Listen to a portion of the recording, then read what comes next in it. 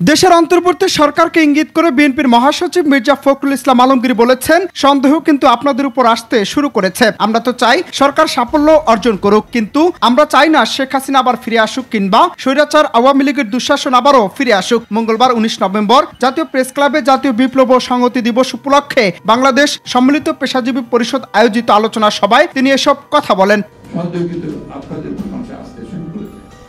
কালকে আমি দেখলাম একটা অপশনে এমন ভাবে কথা বলা হচ্ছে যে তারা এখন মধ্যে শুরু করতে দিয়েছেন যে এখানে আপনার ভিন্ন দিকে যাচ্ছে, বাংলাদেশের অভিজ্ঞতা আছে তো ভিন্ন দিকে যাওয়া।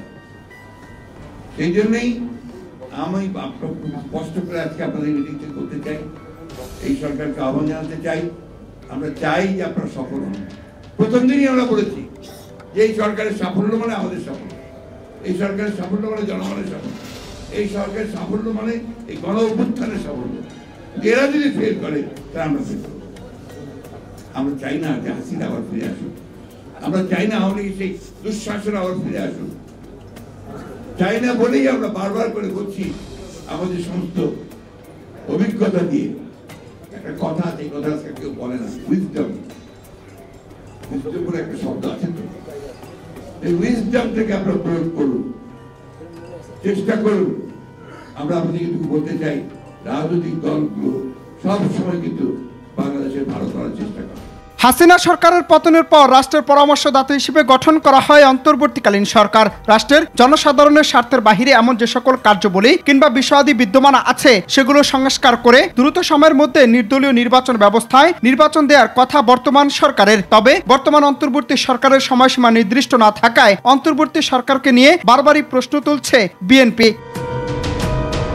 আবার বেশ কয়েকদিন আগে ঢাকায় এক অনুষ্ঠানে বিএনপির মহাসচিব মির্জা ফখরুল ইসলাম আলমগীর বলেছিলেন, 2007 সালে 1/11 রাজনৈতিক পট পরিবর্তনের সময় বিরাজনীতিকরণে এক -2 ফর্মুলা বাস্তবায়নের ব্যর্থ চেষ্টা হয়েছিল। এরপর থেকেই নানা মহলে সেটা নিয়ে প্রশ্ন উঠতে থাকে, -2 ফর্মুলা কি? প্রসঙ্গত সে সময় রাজনৈতিক মাঠ থেকে চিরতরে মুছে ফেলার চেষ্টা করা হয়েছিল আওয়ামী লীগ ও বিএনপিকে। যেহেতু স্বৈরাচার আখ্যা নিয়ে পতন হয়েছে আওয়ামী লীগের, সেহেতু বর্তমানে সর্বোচ্চ জনসমর্থন নিয়ে মাঠে বিএনপি। এমত অবস্থায় 1/11 মতো বিরাজনীতিকরণ নিয়ে বর্তমান অন্তর্বর্তী সরকারকে নিয়ে সন্দেহ আর নানা ক্ষেত্রে প্রশ্ন তোলা হচ্ছে।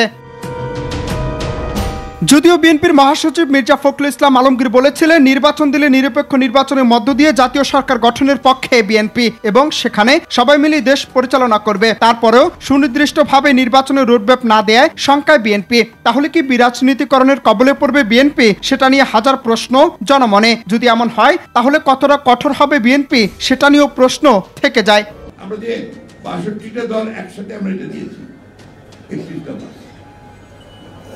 এইভাবে কথা বললে মানুষের মধ্যে ভুল ধারণা যায়। কে সরকারের লোক যারা আছেন তারা অনেক সময় অনেক রকম কথা বলছেন, কথা বলে বিভ্রান্তি সৃষ্টি করছেন। ফোকাস একটাকে করুন, সেই ফোকাসটা হচ্ছে ইলেকশন কমিশনকে ঠিক করে, প্রশাসনকে ঠিক করে, বিচার ব্যবস্থাকে ঠিক করে নির্বাচনের দিকে যান।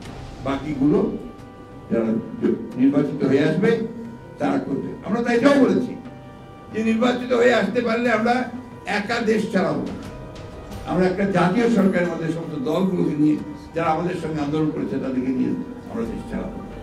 তো সমস্যাটা কোথায়, সন্দেহটা কোথায়? সন্দেহ কিন্তু আপনাদের উপর মানুষ আসতে শুরু করেছে। কালকে আমি দেখলাম একটা অপশনে এমন ভাবে কথা বলা হচ্ছে যে তারা এখন মধ্যে শুরু করতে দিয়েছেন যে এখানে আপনার ভিন্ন দিকে যাচ্ছে। অনন্ত হাসান মাসুদ, বাংলা টিভি, ঢাকা।